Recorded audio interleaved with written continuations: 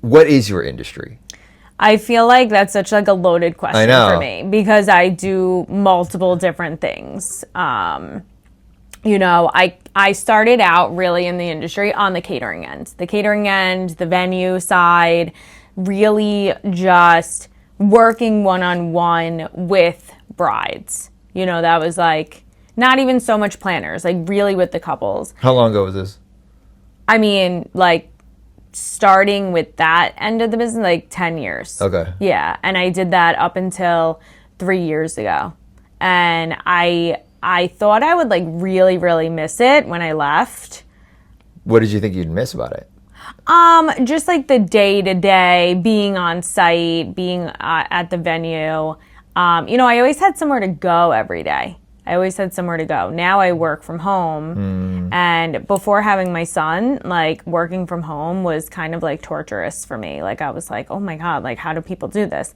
Now that I'm a mom, I'm like, oh my God, how do people go into an office every day? Like how did I ever do that? Why'd you feel torture when you didn't have a child? Oh, I just felt like I wasn't like seeing people daily. So I felt like I was just home all day. Yeah. There were days where like I was working from my computer and I'm like, I didn't like change out of my robe all day. Yeah. And I'm like, that's not me. It gets in your head too. Yeah. And especially like when wintertime rolls around here in New York and like it gets dark at 4 and you're like, wait a second, I didn't leave the house all day and I'm still in my robe. Like, I was like, oh, this is bad. But now it's like you can do both. I can do not both. Sacrifice much in either. Yep. Yeah. I feel like parenthood changes that. And you kind of like... I don't know anything about that. Well, you have 2 cats. I do have 2 cats, but you know, we can leave them for a day. Yes. You know, and I have a dog, and the hard part is you can't leave the dog for a day, and the dog is the most work in my house. I'm more gonna than be the honest. kid. Yeah, so much more. Well, she's just high maintenance. I'm trying to understand why. I can't imagine the dog doesn't have hands. It can't grab things and like throw them across the room. I know, but she can be, the second that I want to sit down and eat something, she's on top of me. Yeah. She's like right there. I'm like, I could open the fridge slowly. She could be like 3 rooms away, nowhere near me, and she's running and like right at my feet. What's the time that it takes from like when you realize that she has to pee and when you gotta take her out like right now or she's gonna piss? Oh, she's good in that way. Okay. Yeah, thank God she's good in that way. Because the rest of the ways she's really kind of a pest. But in that way, she's like trained. She's always been good with like letting us know like when she has to go out and stuff. How is she with Ronan? She's good with Ronan. I feel like at the beginning, like, you know, she was sort of like, okay, like, what is this? You could give him back now. Like, we were good here. Like, you know, like, it was like he was getting obviously so much attention and I hate to say it, but like the dog does kind of take a little bit of a backseat.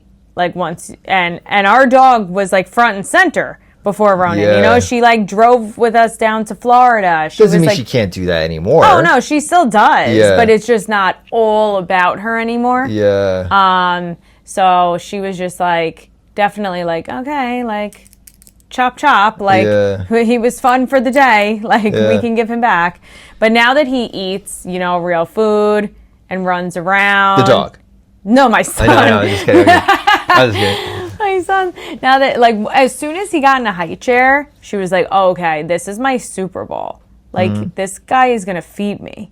And he does. You know, he, like, is slipping things under the high chair to her. Yeah. He's, like, throwing things for her to get. Anything that he doesn't want to eat? Or anything? Oh, just anything. Just, it's part of the fun for him. It's the biggest annoyance for me, but... Yeah. Okay, I'm going to just ask you some of these because I just want to know, all right? Because I don't know enough about your industry to know what to ask. Sure. You know? And so I just, like... and tell me if you just want to skip them, honestly. We're recording or we're not right now? We are. Oh, okay. At what point should someone hire a wedding planner? And I don't even understand that question. At what point? You mean like when they first start thinking about getting married, halfway? Yeah, so I feel like it's twofold. You can, from the beginning, you know, like let's say you get engaged, you're like, all right, I want to I don't know where to start. I need somebody to like guide me. So you get engaged, you hire a planner, you go through all the steps, you know, booking the venue, setting the date, you know, picking your florist, picking your band or DJ. Like, you have somebody who holds your hand through the whole thing. Then, in another aspect, you could be the bride and groom or the couple who, you know what, we know where we want to get married, we know when, we can do all of like the legwork with the venues and all that on our own. Like the actual planning, the calling. Yeah, the calling, the seeing venues. But we need some assistance with like plan, you know, doing our timeline, doing our floor plan, you know, getting some extra things for the room. And I don't know who to use, like, you know, for stationery, for table numbers. I want like a custom decal on the dance floor and I don't know who to use. So you have a planner who comes in kind of like part of the way through. Like, you already have your date, you already have your location, you already have your timing, you already have your bridal party, you already have all of that like listed, but you kind of need to fill in the gaps. And then you have a planner who comes in pretty much like a month to 6 weeks like before the wedding, who's really just there to like help you manage the day. Like, help you manage the wedding day. And you're like, I planned everything, I'm all good, I have my vendors, I have this, but I need somebody who is going to be the point of contact on that day so that it's not the bride. What's your opinion of elopements? I mean, is it just like I feel like if you're not the type who wants like a big like rowdy to do, then yeah, why not? It's great. Yeah. You know, my feeling is, you know, weddings shouldn't be, no matter how you do it, it shouldn't be this like stressful, like horrible experience. Like, you're getting married because you want to spend the rest of your life with someone. So if you guys are on the same page, like, I don't want a whole big to do, then do it that way. You know, my biggest thing, and I'll say this in regards to me, is that when I met my husband and like we got engaged and everything, I didn't want a long drawn out engagement. I didn't feel... What is that, 4 years? So, I feel like even 2 years is kind of long. It's a long time. It's a long time. It's like the anticipation. You don't want it to wear off. I'm kind of like a shit or get off the pot sort of person. Like, I'm like, if you put a ring on it, like, I accepted that ring, like, I saw the rest of my life with you. So I don't need 2 years to plan an elaborate wedding. Obviously, this is what I do for a living, so I don't need much time to plan something. But I was like, I don't need a year engagement. What's a good time? A year? I think a year. Yeah. I feel like a year is good. But for anybody who like is nervous, like wants to do it sooner, you can. What's the best month to get married and why? Does it depend where? So it probably depends where, and it depends on what you want like your atmosphere to be. You know, I got married in February because it's a slower time in the wedding industry. I wanted to have time. You know, I think like best month is kind of like relative. If you're talking about New York, it's like, of course, you want June or September, October in New York and everything, you know, June, everything's in bloom. September, October, you start getting that fall foliage. You have, you know, if you're talking about like the outside and the grand scheme of like picturesque, then it's that. Although my feeling is to get married by the holidays, if you're like a Christmas like fanatic, don't do it. I think it's cool to do it. I think it's cool to do it. Obviously, I'm Jewish, so like that would have been kind of weird for me to have a Christmas themed wedding. You know, like that wouldn't have gone over that well. Has anyone ever had a Christmas themed wedding? There's definitely people who get married in December and like utilize like Christmas trees, kind of like. I hear what you're saying. It sounds cheesier than it, but like each tree doesn't have a star, does it? Right. I mean, or they're just the trees there. I would just have like the trees there, or like maybe like little twinkle lights in like white. Like I wouldn't like light them up like all color. Yeah, like you know, it look a little circusy. But like I mean, I think like the holidays is one of the most magical times, especially here in New York. Yeah. You know, but like I don't know if a Christmas themed wedding in Miami would translate the same. Yeah. You know? It's funny, Kelsey is from New Zealand and their Christmas is hot. Oh, because wow. it's like the reverse season. Yeah. And I just can't imagine having like 4th of July in the winter. To me, 4th of July is outside. Yeah. You know? You ever see those like where they do like Christmas in July parties? I've never been to one, but like that's I feel like that's like a very like I don't know, like on Summer House and stuff, like on the show. I've never seen that show. Oh, that's like one of my favorite shows. We dressed Kyle, right? Yeah. They used to do these theme parties, so they would do things like Christmas in July, you know. And I'm like, that's like a really like cool thing. I don't think it like works for a wedding, you know. But like, what would be a good theme that you would do for a party?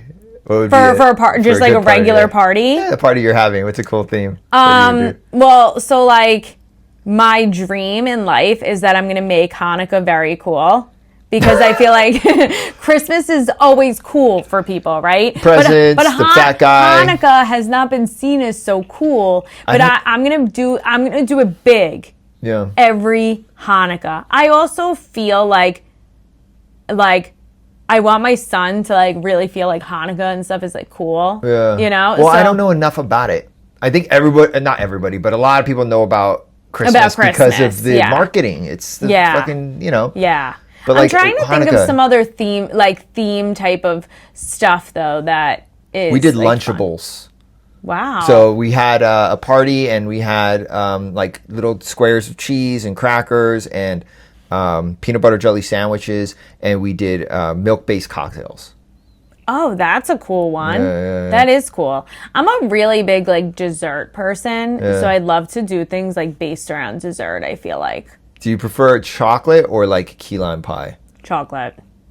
Yeah, not even a question. Do you like fruit with your chocolate? Certain ones. Not all. Like strawberries, for sure. I could do, like raspberries, maybe, yeah. But like blueberries, I'm out. Yeah. I just and it's funny because my husband and I are very opposite on that. Like, you ever try like true fruit? No. It's like chocolate covered like fruit, but it's like frozen. Like you chocolate covered fruit? Yeah, fruit. Oh, okay. Yeah. I've had that. Yeah. I don't know what that thing is. Well, so it's like this brand, and they have like all different like frozen chocolate covered fruit, and like I'll like get the strawberry one, and Ira's like, ugh, I would never eat that, whatever. But he that's like so like the standard. That's very standard. That's like a really normal thing. Yeah. And he acts like it's like crazy. Yeah. I'm like, okay. But he always wants like the blueberry flavored one. I think for me, it's the seeds plus the chocolate is weird. I don't like seedy chocolate. Yeah, I think that's where you lose me. Yeah, that's fair. That's why banana and chocolate, fine. That Strawberry works. and chocolate, fine, because you don't have the little... I'm a big fan, though, of like peanut butter and chocolate. Yeah, me too. Like a Reese's goes a long way. You know they brought back real chocolate, or real peanut butter to Reese's? I think real chocolate and real peanut butter. They got like really synthetic, and then it was gross, and then they brought it back. What are some mistakes that are expensive but easily avoidable? Like in a wedding? I guess, yeah, in a wedding. When planning it. Mistakes that can happen but are avoidable. Avoidable and expensive. So if you're going to do an outdoor wedding in the summer, your flowers are going to like wilt, you know, because it's hot. And that's just like, that's like normal common sense. But if you're spending a lot of money on flowers, you got to understand if you're going to do so much outside that it's not going to look the same after like a certain amount of time. Because it's like, it can't. It's just like nothing could withstand that kind of heat. Yeah. And people spend a lot of money to do outdoor things, and they don't want to think about some other things. Like, you need AC in a tent because it like otherwise everybody is boiling. Yeah. And people sometimes don't want to pay for it, but instead then you have people leaving your wedding early because they're sweating their asses off, you know? Why wouldn't they want to pay for that? Is it just like I feel like a lot of people it's not. Listen, like, it's not always, like, attractive having, like, the AC units or, the big things, or sometimes it's loud, you know, but I feel like if you're going with that kind of theme, you have to think about, like, your guest experience. Guest experience. I like that a lot. Yeah. Yeah. You know, like I got married in February, right? Yeah. And a lot of people, I got married at Heritage Club on Long Island. Okay. It's like where they do like the Ryder Cup. Okay. If you know anything about golf, I personally don't, but do I. they do that there. And it's like a huge golf course, but I got married in February, so like nobody's golfing. Yeah. Like, so it was quiet, obviously. But like a lot of people do like bridal party photos and stuff outside and whatever. I didn't do a crazy amount of photos outside because it's freezing out. It's February, you know? Yeah. I wasn't about like torturing like my bridal party. Yeah. I could torture my husband, you know, for a couple photos outside. I still do. Yeah, of course. Of course. Almost 5 years in, you know? Yeah. But, you know, I don't believe, like, I just feel like a lot, like, people don't think about, like, some of the bigger pictures that, like, yeah, it's going to be cold out. You're not going to get, like, a million photos outside in the middle of the winter. I mean, you can, but it's not always fair to the other people involved. For sure. I mean, but like, so you didn't? I didn't. Like, I did maybe a handful of photos with our bridal party, but I did more of them inside with them. I made sure that I liked the inside space because I was doing an indoor wedding. And I think a lot of people focus on what the outside is going to be, but it's a 50-50 on weather no matter what time of year you get married. You know, you could get married in July and have a downpouring day. That's an interesting point. So, like, I mean, chances are the inside of the venue is nice. I mean, sorry, if the outside of the venue is nice, well, maybe you should be telling me this, then the inside is also nice? Or do you sometimes experience places that the outside's great and the inside outside sucks? is great and the inside is So you know? If you were forced to choose one or the other... If you were forced to choose one or the other, you need to choose the inside, yeah. And that's no matter where you live. But you think people just like think of the pictures and if the pictures of the outside and the outside. Yep. Mm-hmm. Mm-hmm. They don't think about the interior plan, which is always part of the it may be your backup plan, but it's always got to be part of your plan. It's like if you choose to have an outdoor wedding, you need to have a tent. Because what if it rains? What are you going to do? Everybody's going to be in the rain? At tables? Like, no way. So you still need to have a tent on standby. Yeah. You know? So we got married in Montenegro, and it was great. It was an elopement. And what we thought was interesting, what I've always thought was interesting, is just like how much... interesting, not bad, just how much attention the bride gets versus the groom. Because specifically in the photos we noticed, it's like, it was just us, so we had a videographer and a photographer, and they were walking around and this and that, and they spent a great majority of the time with Kelsey, and then they were like, oh shoot, we need to go get pictures of Rolando. They were like, wait, there's somebody else here? And so I got, maybe 10 minutes, and she got an hour and a half.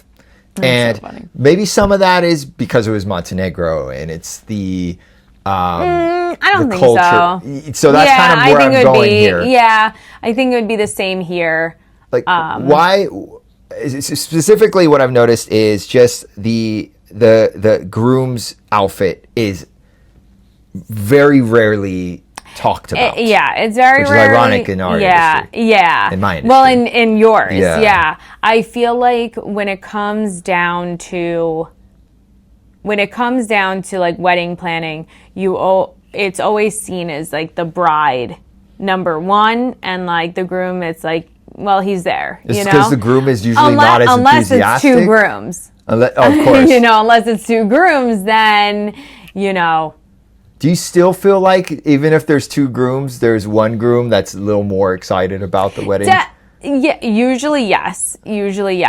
But I'm trying to see, like, and I have worked like weddings where I've had two grooms, and I feel like they've both gotten like the attention photography wise, and it's got to be the same with two brides too.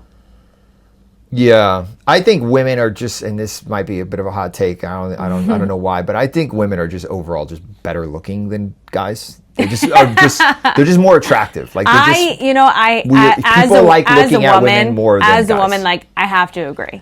Well, yeah, but it's weird that I'm saying it, but it's a little bit true. I mean, I don't know, but anyway, I also feel like. It also depends on the groom too. So like some grooms really don't like want as much of the attention. I felt like when I got married, and it's something that I usually recommend to like couples too, is like the groom should be wearing something different than the groomsman. Like he should have where he stands out from the crowd. You see a lot of weddings where they're all in like a black suit or they're all in a black tux, and the groom is in the exact same thing as the groomsman. Maybe he's got a boutonniere that's different than theirs. But I'm like, and I felt really strongly that like my husband should not be in the same as what the rest of his groomsmen are. What did he wear? He wore the white dinner jacket. White, though. Sure, not ivory with the white shirt, because I cannot stand that. Really? Ivory on white? Yuck. Okay. No. Okay. He was in like the white jacket, black. Which is not classic. Ivory is classic, but yeah. Yeah, but I understand. I'm very not ivory. Like I felt like my wedding was the only time I was really going to wear white, like as a bride, but even as a person. Like I don't wear a lot of white. So I wore a white dress. Like I was like, no ivory, white. And ivory is very in now. It's more in as a bride to wear ivory than it is to wear like stark white. Why is that? I honestly think that people say like it might photograph better, but I don't believe that. I think there's a pivot toward naturalism in people's diets, and what people eat. I will say cottage core, and I think that the stark white looked better on me because I had a spray tan. Like if I'm being quite honest, right? Yeah, but the ivory has a natural kind of like it looks older. It looks like more. It looks like you could. It's probably not dyed at all. It's possibly the original color of the hair. I don't know, or whatever the fabric is. But I'm a believer that like the groom should also like be in something that like sets him apart from everybody else. Jerry Seinfeld has a great joke where he said the reason why he said the tuxedo must have been invented by a woman because why else would they all be dressed the same? That's why the officiant says, "Will you take this man?" And if anything happens to that man, then all the guys can just move down the line, and she could just marry the next guy. Oh wow! Which saying it out loud is like, that's kind of funny, but But I do agree with you in a way where it's like often a groom will come in if he's buying for his wedding party or if the party's going to buy themselves or whatever. There's some kind of rule structure, like it all has to be black, all has to be blue, whatever. And most of the time, the groom wants to stand out. Yeah. However, most of the time, from my experience, he doesn't want to stand out too much.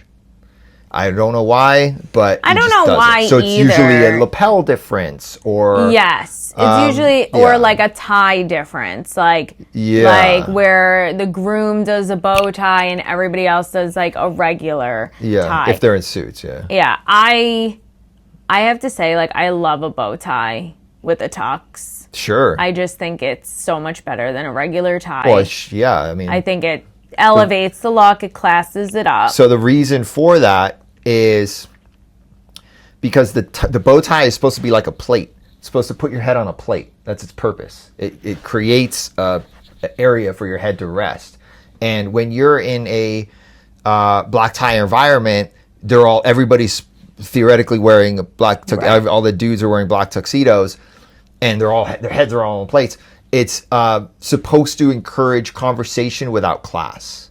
That's that's the purpose. So like, you're not supposed to, which I mean, you still do based on like the fabric and the fit and whatever, facial hair, whatever. There's still, you can't get away from that too much. But you're supposed to just focus on the company. That's why you're not supposed to wear a wristwatch with a tux. because you're not supposed to be anywhere else. You're not supposed to draw attention away from the present company. Wow. Yeah. I love that. But that's the necktie draws attention up toward the face, but it starts from the middle of the body up. But you're not supposed to look at the middle of a tux. You're supposed to look at the person wearing the tux, not the tux. Yeah. That's the point. And I feel like you can kind of probably see where I'm coming from on this end.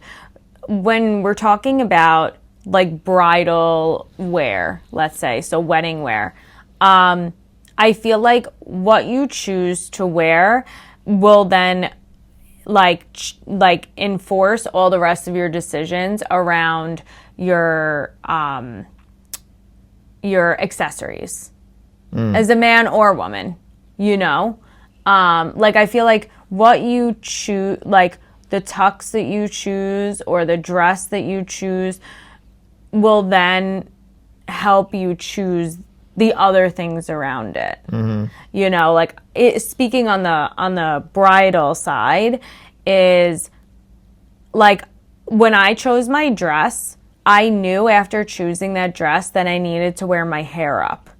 That wasn't exactly what I was thinking, but because the dress had all the buttons down the back, it was like if I wore my hair down and it was long, it kind of takes away from that. Yeah. And I'm like, I want that to be seen. And like, I'm like, I want like those buttons to be seen. It's like an elegant part of this whole thing. Mm. And so I like that made the decision that my hair had to be up. And then I wanted to wear something in it more on the side. And then I was going to wear longer earrings and no necklace. Like, obviously it's a little different for men because they don't have like all of that going on. Yeah. But I feel like, you know, pretty much like maybe the jacket that you get will like determine, will you do a different button? It will determine what kind of shoes you wear with the pants. Which thing is first? The outfit itself, that's first? I think the outfit should be first. And then unless there's an accessory that you really want to wear and you're making your outfit around that accessory. If you are, I imagine for a woman, if you are, then it's like, maybe it's for dudes as well, but like that it's the color of the accessory, but it's also like, does that accessory look frilly? Does it look rustic and old school? Because you don't want to pair that with something that's modern. No, or maybe so you sort of have to like if there, I guess as a man, because if there was like, let's say a pair of shoes that you really wanted to wear and you're going to like base it around that, then that's going to determine the cut of the pants, or it's going to determine like if they're a little bit more outrageous, so to say, you may go a little more subtle in everything else. I wonder what the difference is though. Like you're saying that is like, I feel like I don't know if guys think about it as much. I don't even think women think about it as much. But me, I grew up with a mom who's like very matchy, very like, you know, accessory, like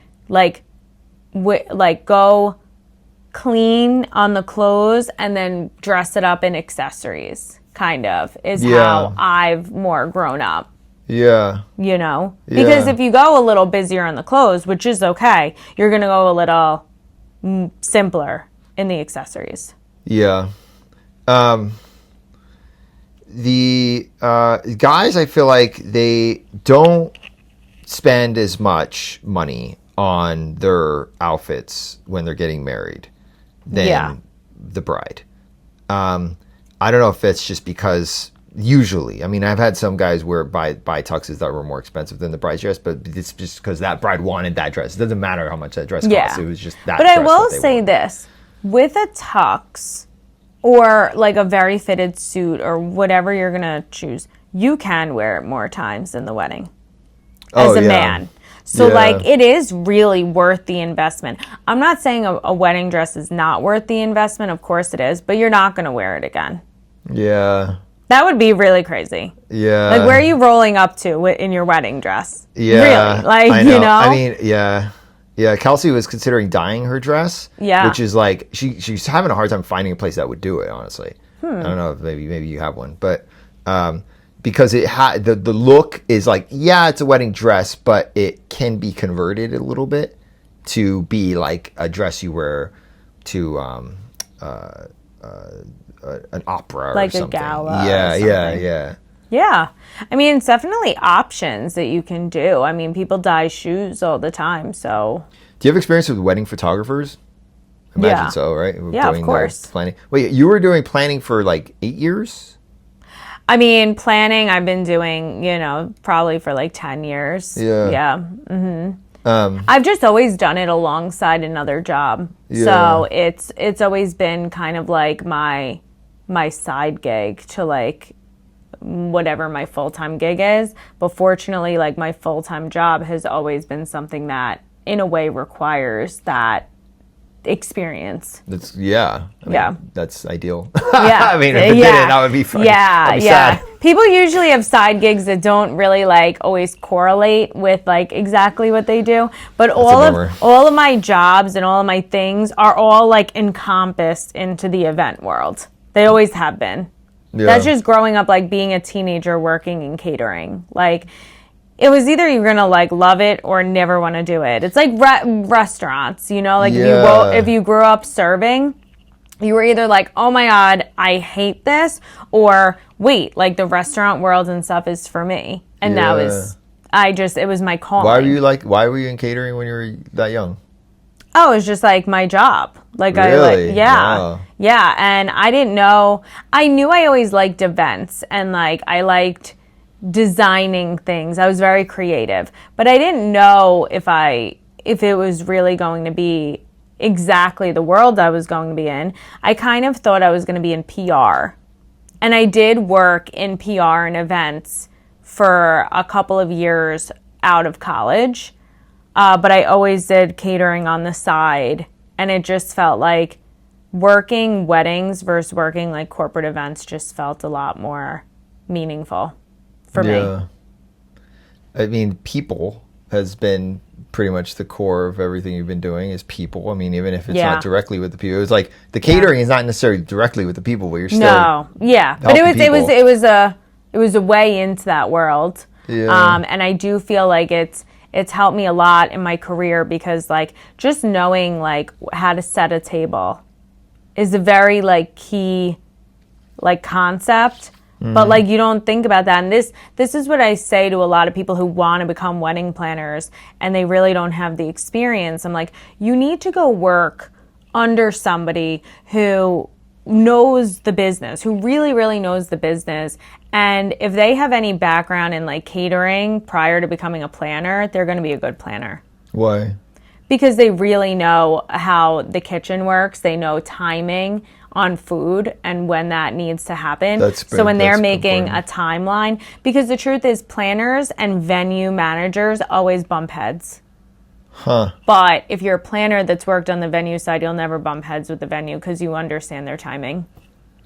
That's great. Yeah. That's something I would never thought about. There's a lot of people who would probably be like, you're so wrong, but like, I'm not wrong. Yeah. Like, I will actually, like, there's not a lot of hills that I would die on. There really isn't. Like, I'm not like holier than thou, and I'm not somebody who feels like I'm always right and everybody's wrong. In fact, I'm very like, I'm pretty even keeled in the sense, like, I'm like, you could tell me like the sky is green and I'll know it's blue, but if you say it's green, I'm like, okay. That's like, I'm very like, I don't care enough. Yeah. But on this, I'm like, if you don't know the back end, how the back end works, you could be a planner, and I'm not saying you won't be successful, but you really don't know all the ropes.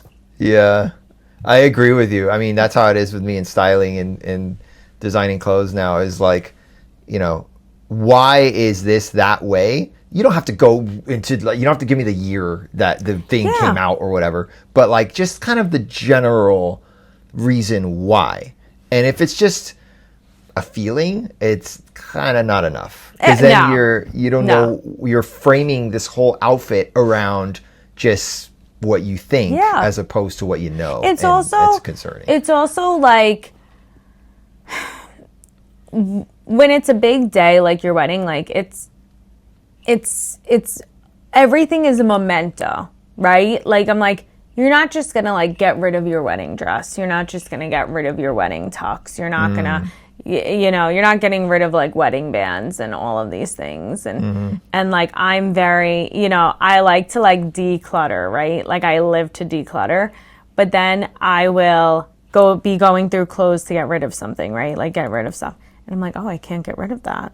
That was my lucky pants that I wore when I like, know, and I feel like, that's what it is. And in your, especially in your ends, because there should be a lot of like sentimental value in what they're buying from you. Yeah. It's interesting you say that about the memento thing, because like, how do you help brides and the people getting married make decisions that that you're going to last, that are going to not look stupid in the future? Not look stupid. Yeah.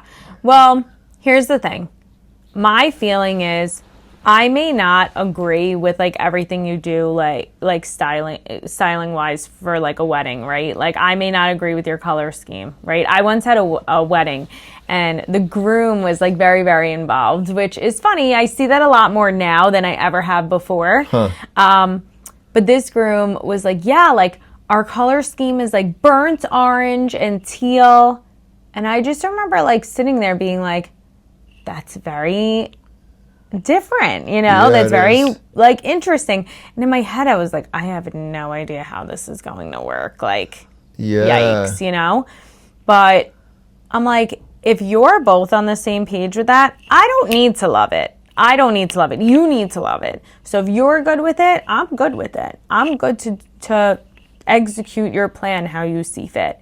And I will say, on the wedding day, it actually came together really well. Really? Yeah. I was like, I don't know, but it looked really nice. And it was a fall wedding. It worked. It worked. Huh. But when are you looking for, if somebody, they sounded like they had like a vision. They had a vision. Yeah, they had a vision. If somebody doesn't have a vision and they need guidance, I'm happy to kind of like talk them through and like give them the guidance on that. Do you lean toward what is like, I really don't like expressions, but tried and true. I can't stand expressions. But like what has worked for many decades, or where do you put? Well, okay, so I don't really love like trendy. It's still working. Oh, that's fine. It's okay. Or yeah, it's fine. Oh, okay. I don't really love a lot of like trendy things, just because I feel like it's like a fad, and then it like goes out of style, or you see everybody else doing it. And I don't like what everybody else does. I want you to have like a unique aspect to your wedding. But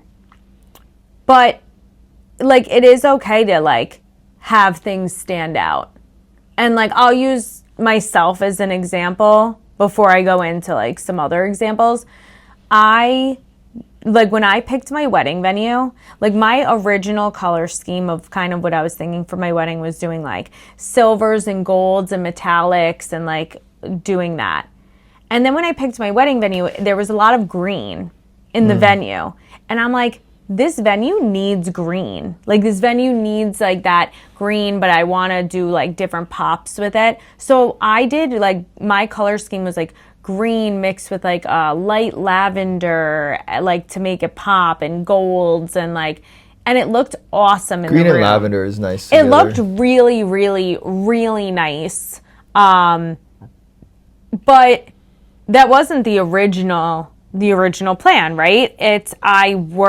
I changed up my plan to meet what looks good in the venue. And I think a lot of people don't necessarily want to change up their plan, but then they pick a venue that doesn't really go with the color scheme or the theme or, of what they're looking for.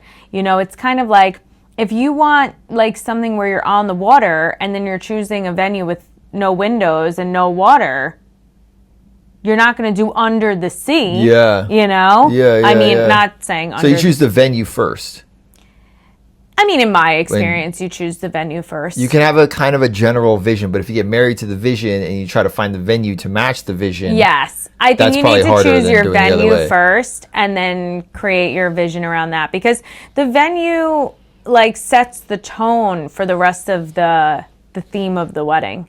You know, you have ballroom, you have a backyard wedding, you have, you know, a mansion style, you have, you know, vineyard. Like, it's so, all of them are so different. So, you know, to do like a vineyard wedding, but you're trying to bring in like old Hollywood glam, that goes in a mansion, or that goes in a really like high-end ballroom. Yeah. You know? Yeah. What's your opinion on Rockefeller Center getting married on the top of the, you ever go up there? It's like I went to a wedding there once. It was like 620 Lofton Garden. Is that what it is? I don't know. It's right by the ice rink. It's like. And then, yeah. Okay. All right. I think I know where you're talking about. Really there's small. A couple different things. Yeah, it's small. It's small. I was surprised when I went up there. Yeah. I was thinking like. Well, I feel like in Manhattan, yes, you can find like certain ballrooms that are huge, which usually are located in like a hotel.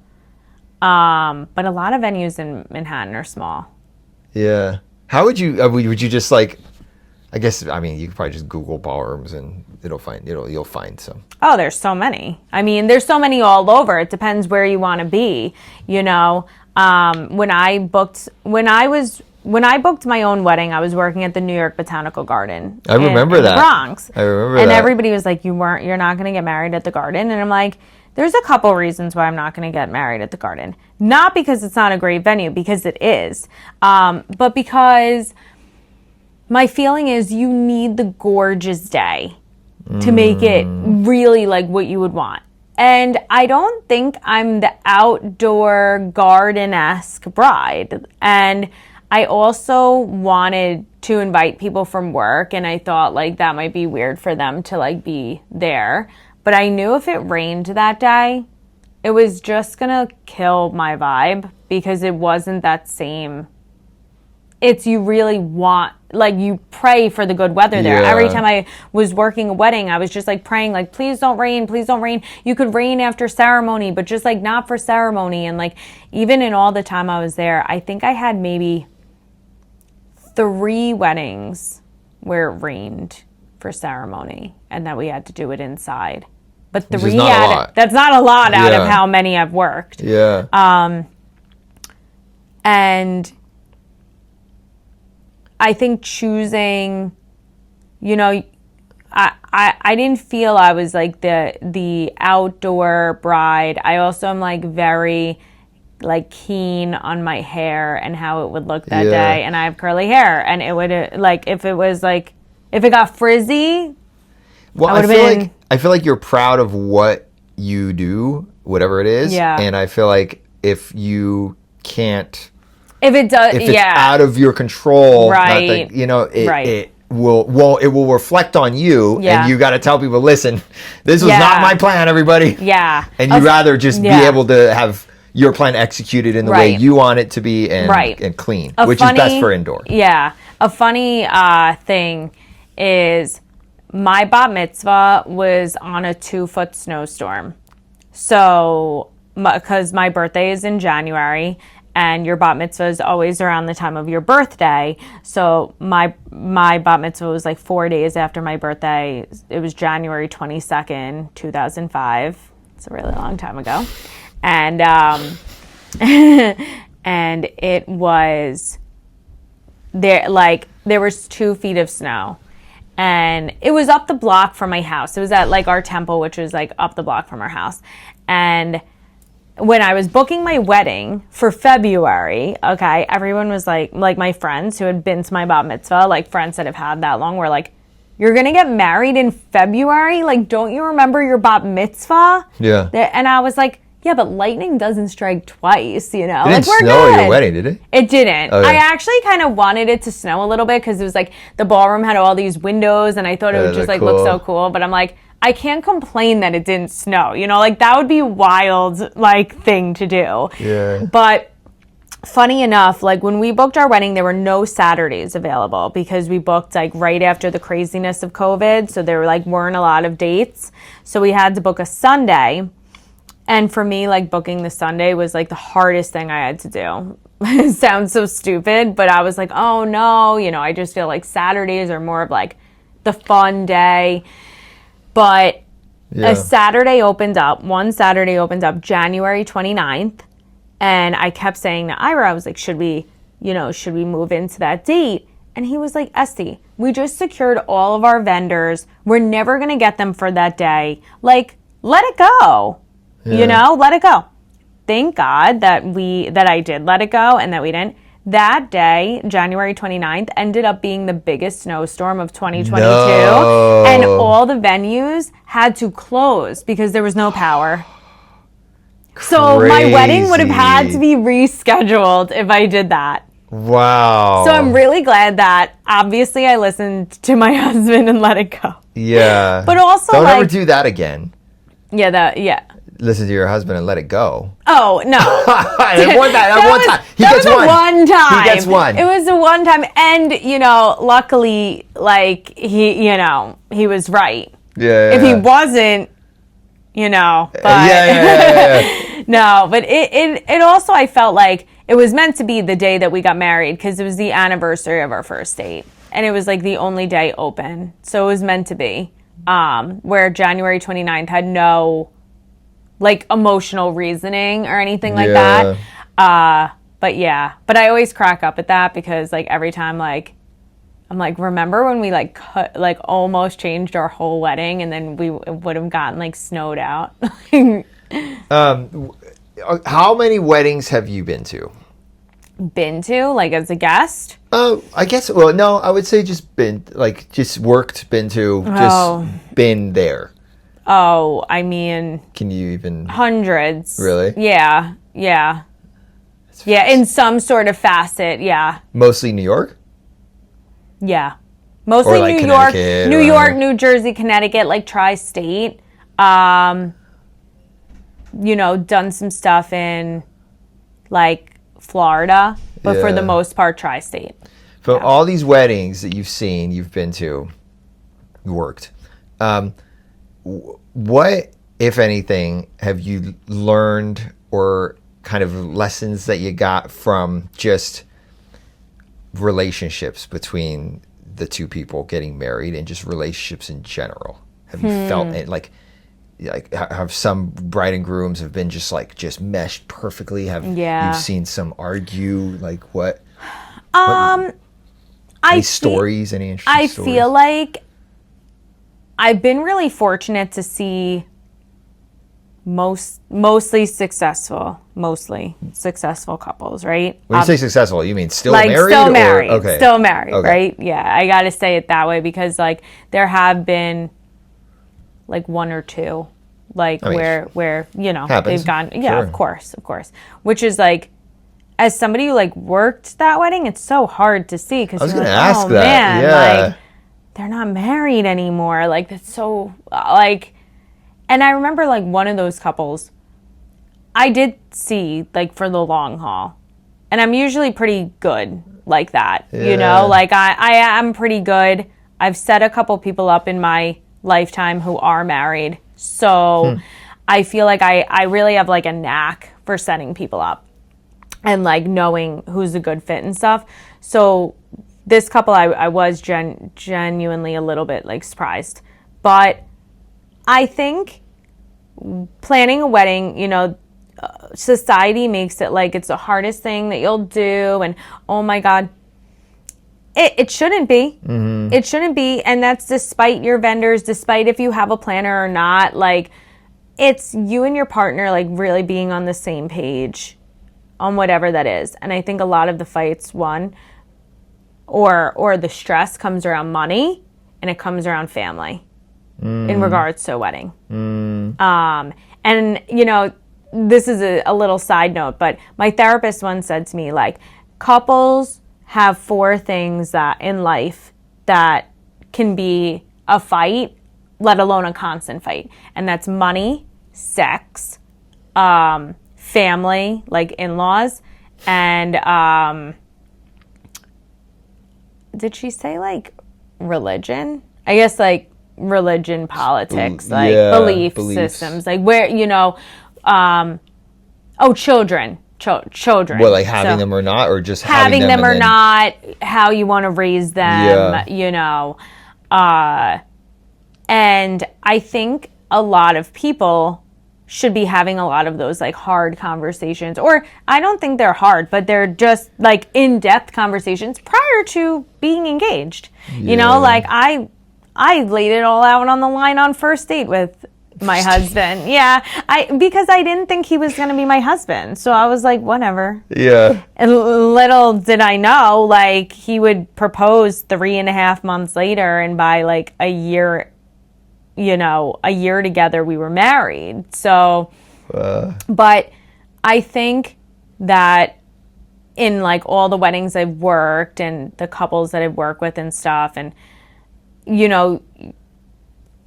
sometimes you see where there's one wearing the pants more than the other, right? And that's not ideal? I mean, like, does that cause more? I think it's normal, but I think, listen, in certain aspects of my life, I wear the pants, right? Yeah. Like in Ira and I's marriage, like I wear the pants. And in other aspects, like he wears the pants because he's better at certain things that I'm not. And I think that's what a relationship should be. But I think in terms of like wedding planning, you see a lot of like stress come from,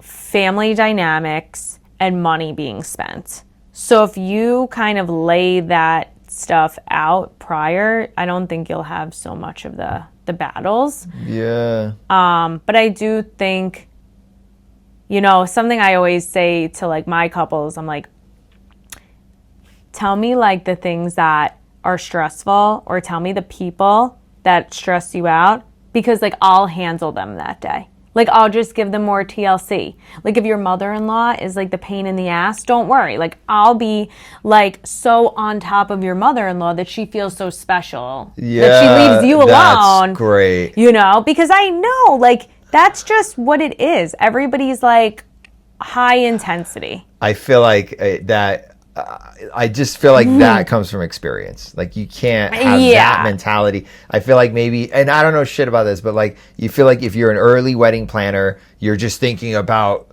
the food and this and that, but like the relationship, managing relationships is crucial. Managing relationships I do that in appointments, sometimes wedding appointments, when the groom wants something, he wants a particular fabric, and it's like the price is, it's nice, and the price is also nice. Mm-hmm. And the bride is just like, I don't like the color, or I don't think you should get it, but like, it's the price that's making her not want it, not the stuff she's saying. And I know it, and I don't know if he knows it, but I feel it, and I try to help him out, but like, there's this dance, and it becomes like, I feel like, oh shoot, I'm somewhere in the middle now. Well, especially on money is always the dance. Yeah.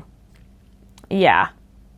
And weddings are expensive, no matter how you slice it, no matter where you get married.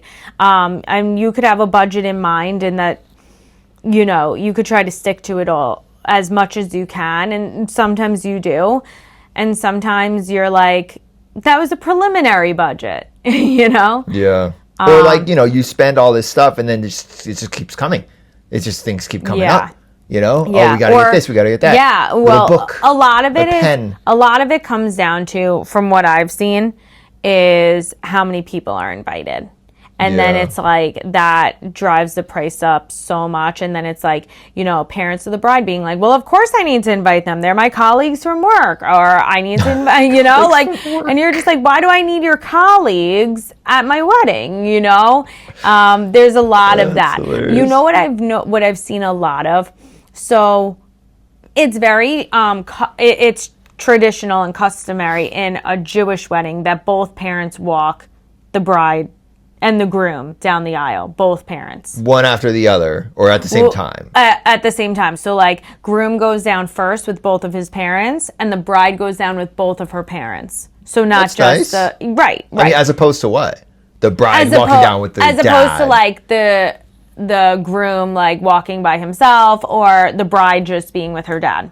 And then the mom is already sitting down. Mom is already sitting down. I like the yours one better. Yeah. I like the walk. My mom used to like I used to think like, oh, I don't want that. Mind you, I'm really close with both my parents, so it has nothing really to do with my mom. I just feel like when you look at movies and stuff, you see the father walking the bride down. You always see that. That's like what you see. So I'm like, if that's what I'm seeing on TV, like why would I want both my parents? That's like a traditional like Christian type thing. But it was funny because like my mom was like, well, I brought you into this world. Of course I'm walking you down the aisle. That's the least you could do. And I used to think like, oh, she's so annoying.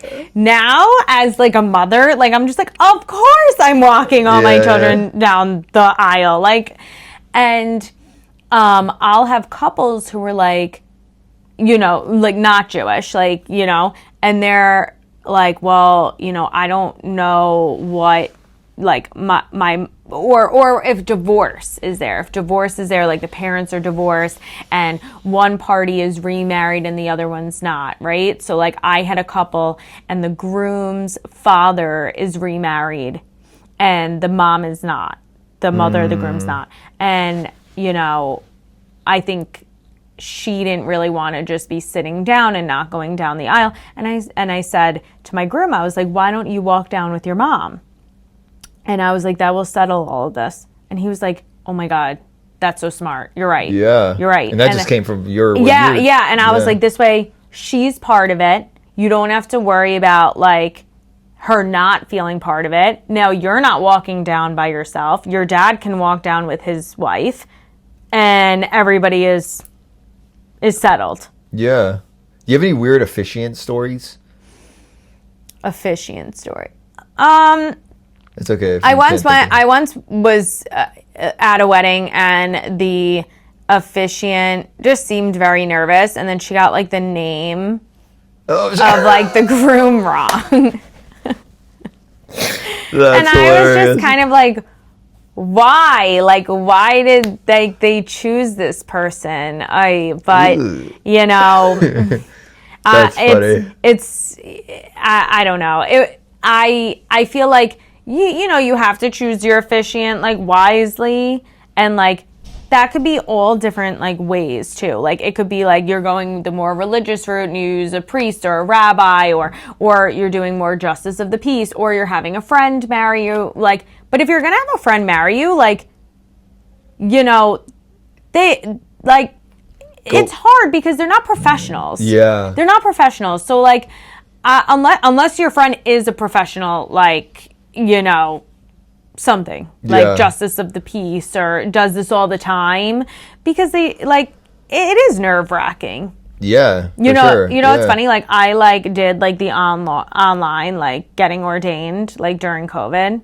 Oh yeah, it's like a very like quick thing to do so that you can do the so that I could do it, because I thought like, oh, like what if this ever like comes up, like then I can do it. That's great. And I think I actually would be really good at it. I think you're a good speaker, but I don't know if like what I do is legal, like if it would be considered legal. Why? I don't know, I haven't done it yet, so if you're I think you just have to have like a officiant's license or something. But isn't that really crazy? Like I got ordained in like 2 seconds, and like I would be like legalized to like marry other people. We were looking for like when you think about it, like that's a wild thought. We were looking for someone to ordain for someone. What do you call them? Ordained person? Like an ordained minister person. Yeah. To marry us when we thought we were going to get married here, and it was like a little more complicated than just signing. Yeah, that's what I think. Know. Yeah, so I would have to. But like, you're good though. I think you'll be fine. I think you're so used to talking to people and like just being on, like when you have to be. Yeah. Do you watch Married at First Sight? I don't. I actually get asked that all the time. Really? But yeah. They were like, "How do you not watch that? You watch all of these." Do you other watch wedding shows? Like not sometimes. Reality shows? There's not a lot of them on anymore. No. I do watch Love Is Blind. You do? Yeah. Okay. Yeah, I actually think I would have been such a good candidate for that show like 10 years ago. You know, like obviously I'm married and everything. Yeah. And honestly, thank God, because I'm glad to not have to worry about like dating anymore or anything. Yeah. But I think I would have been good for that. Something about the wedding ring 20s. That I found interesting is like and Kelsey brought this up, is like that when I'm in public now, it's like, oh, he's not a complete psycho. Someone vouched for him. Someone said, you're not a complete fucking, you're not a lunatic. And I thought, yeah, that makes sense. Because if I have it off, it's like I could just be some teenager, some wild, yeah. So I thought that was kind of interesting. That is an interesting What is your opinion concept. of wearing the wedding ring over the necklace, on a necklace? I see some people do that. I mean, I think if you're working with your hands and like you're worried about it, like your finger is getting cut, but other than that, why not? Why wouldn't you wear it like on your hand? You know, my husband hates wearing a ring because he just hates the feeling of wearing a ring. I had to get used to it. And I'm like, yeah, but we're married 4.5 years. Like, you should be used to it by now, But like, he's still like, I got him such a nice ring that he picked out. Right? He picked it out. But he really wears his $10 silver one from Amazon most of the time. Really? Because he's like, it's just thinner.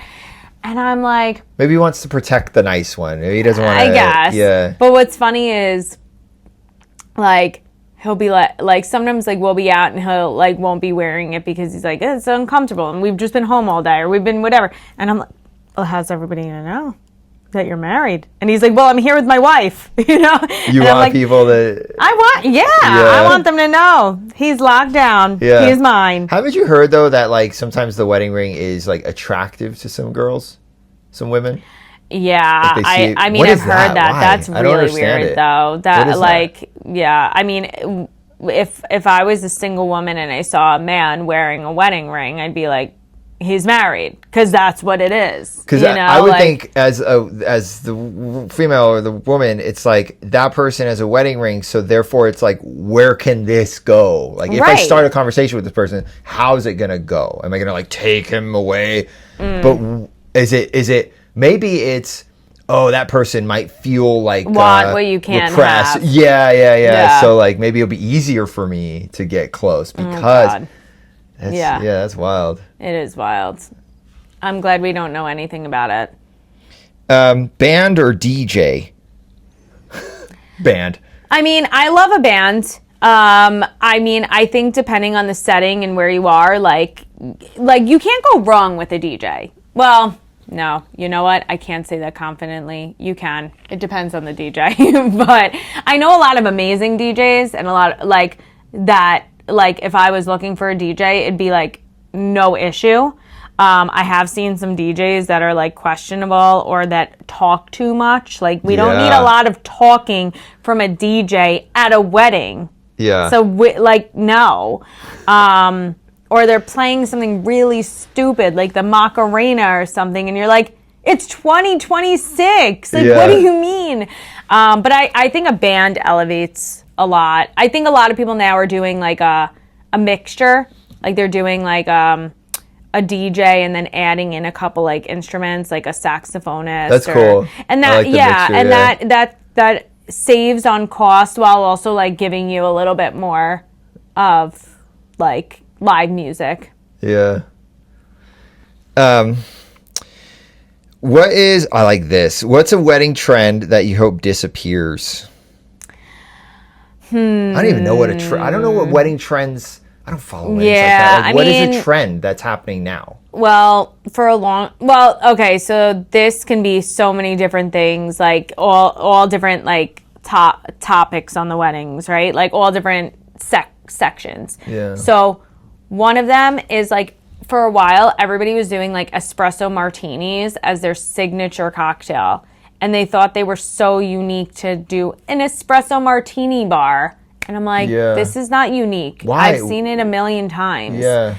Also, I don't feel that an espresso martini just goes with everything. For me, an espresso martini is like a dessert drink.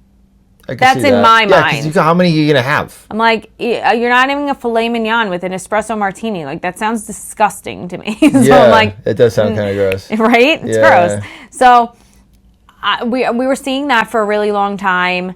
I feel like I was seeing a lot of like the no makeup look, while also like the same hairstyle, and it was like straight down the middle and like like so flat on the sides with just loose curls, and I was like, you're like, I want more elevation. I want to see some more makeup. I want to see better hair. Yeah.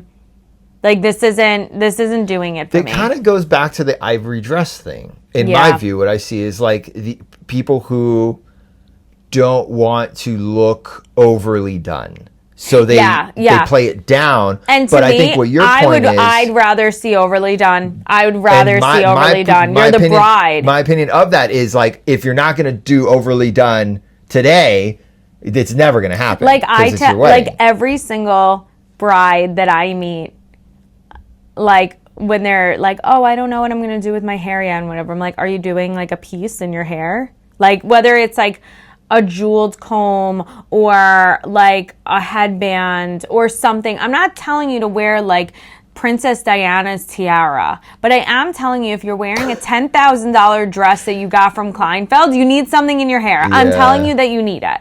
I'm telling you that you need it. You watched Sex and the City? Yeah.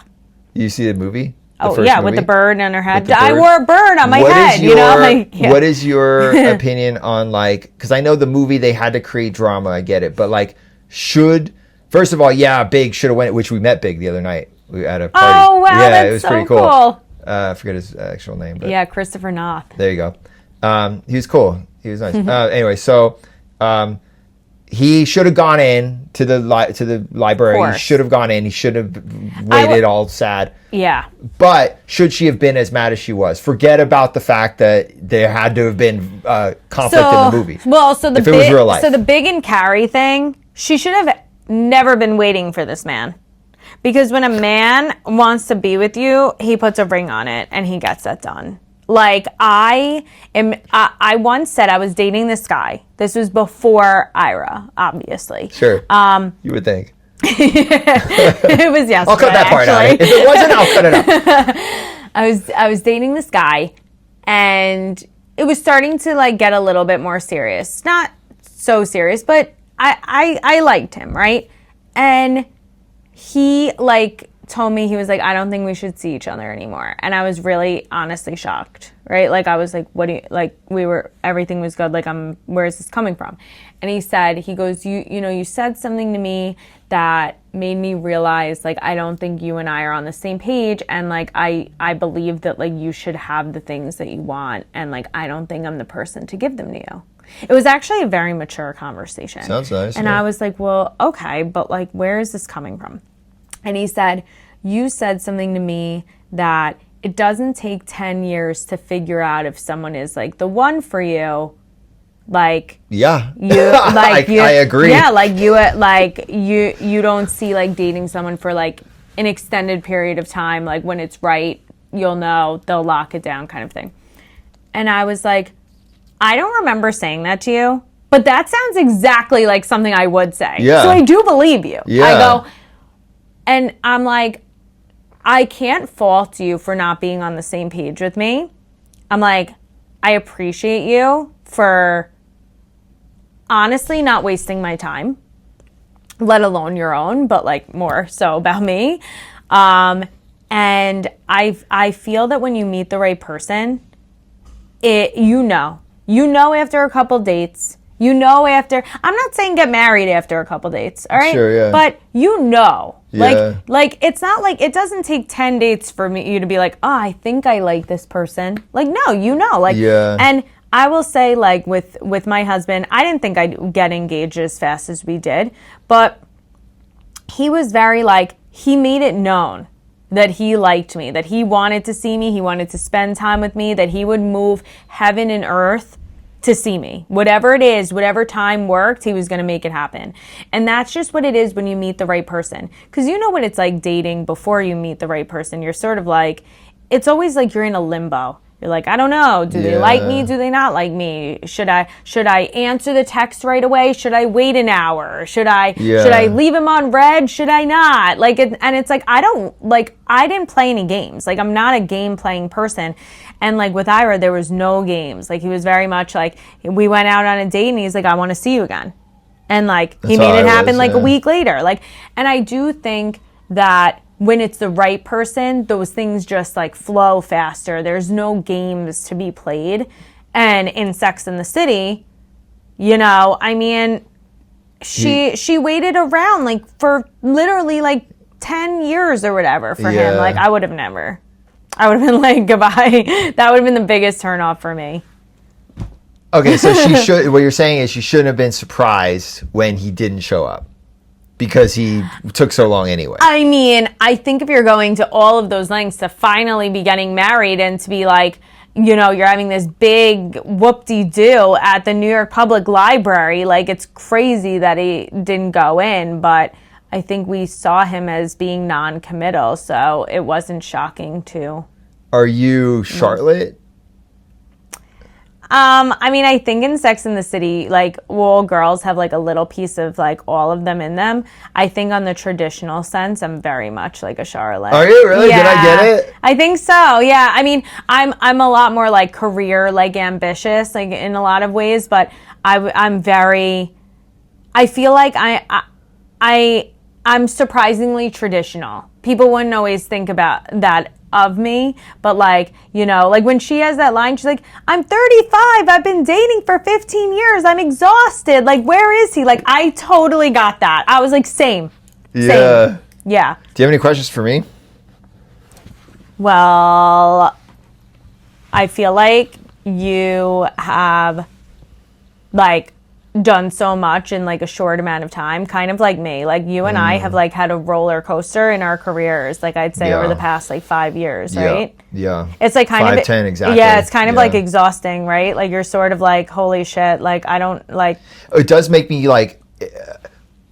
I'm not a regret guy. I don't regret things, but it does make me think like, wow, if I had done this 15 years ago or 20 years ago, I feel that way. Now, I feel that way in my own business too, because obviously, like, I haven't, like, pulled the trigger on going, like, full force on my own, right? Like, just because it's scary. Yeah. It's, like, the scariest thing you could do. Yeah. So I give you a lot of credit for doing it. Thank you. I think you are, like, the perfect person to do it. I think this was only a matter of time for you. I thought so, too. Yeah, for sure. And I think you have like a lot of experience and a lot of contacts that like it will only flourish. Mm-hmm. But what would you say was like the key factor for you to pull the trigger? And were you like really like, were you like freaking out? Like, what was your wife like during all of this? Super supportive. Yeah. And she's nurturing the business so effectively because she does operations. So she like knows all the ins and outs of that stuff that I'm not good at. Do you feel, and I feel like you got married like right before me, pretty much. Did I? We got married in 2021. Okay, yeah, and I got married 2022. So we've married like almost the same amount of time, give or take, probably like a couple months. Yeah. Don't you feel that your partner could either be your biggest flex or your biggest flop? Biggest in life? Flop. Yeah. So like I feel like we're both like so lucky. Like our partners are our biggest like flex, right? Yeah, like yeah, I'm like my husband in a way, like I'm like the personality of I'm not going to say of our relationship, because my husband obviously has a personality, but he's a little bit more serious. He's a little like more subdued, you know, and I'm like the clown, you know? Like, I'm like the whole circus, you know? Yeah. And he lets me like do my thing. I love that. That's so important. And he's so grounded and he's so like responsible and everything. And it's not that I'm not. I am, but I have all of these dreams and goals, and he's very much like, just do it. Okay. That's all right. Great. Like he's really been supportive in a lot of that. And I feel like Kelsey's been like a lot of that for you as well. Yeah. I mean, she has been. She's the one who pushed me into getting in the industry in the first place. Yeah.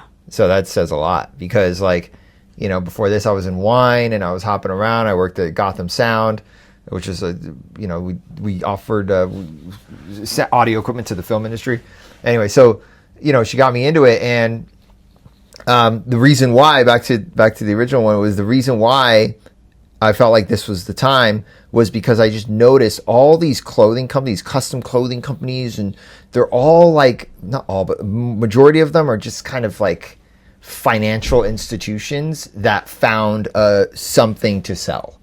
They're not passionate about what they're doing. They're just money makers, money institutions, companies that hire a bunch of people for as low pay as possible sometimes. Yeah. And that's why these people don't know a tremendous amount, but they pseudo act like they do. And then they funnel all this stuff out to people who don't know much. And it becomes, a bunch of people wearing their vents closed, or weird lapel shapes, or the proportions of the jacket are wrong. And, it's just like, or like really, really cookie cutter and basic. And I just thought, I saw all these issues in the industry, and I was like, I want to fix some of these issues. Yeah. One of them being, there is a right way to do things.